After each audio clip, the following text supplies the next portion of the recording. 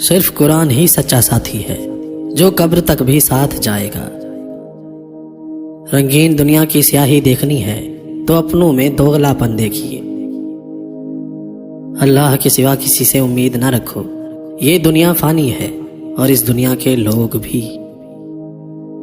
سچا دوست وہ ہے جو خوشیوں میں زینت اور پریشانی میں سہارا بنے۔ اللہ آپ کا اس وقت بھی ساتھ دیتا ہے جب آپ کو خود اپنے آپ سے بھی کوئی امید نہیں ہوتی۔ زندگی کا ہر لمحہ اچھا گزارنے کی کوشش کیجیے کہ زندگی نہیں رہے گی، صرف آپ کی اچھی یادیں اور اچھی باتیں رہ جائیں گی۔ وہ اللہ جو رات کو دن میں اور دن کو رات میں بدلتا ہے، بے شک وہ پھر آپ کی مشکلات کو آسانی میں بدل دے گا۔ کسی شخص سے کوئی امید نہ رکھیں تو پھر آپ اداس نہیں ہوں گے۔ اپنی آواز کو اونچا نہ کریں بلکہ اپنی دلیل کو بہتر بنائیں تاکہ لوگ آپ کی بات کو توجہ سے سنیں۔ ہمیشہ وہ کام کریں جو صحیح ہو، نہ کہ وہ کام کریں کہ جو آسان ہو۔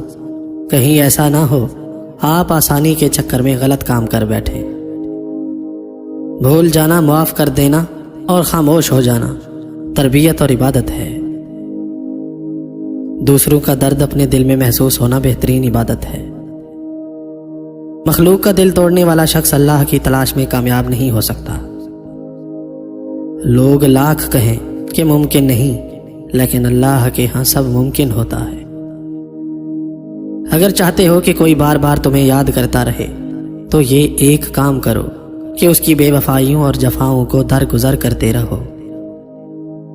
محبت تو وہ ہے جو ہاتھ تھام کر جنت تک لے جانے کا وعدہ رکھتی ہو۔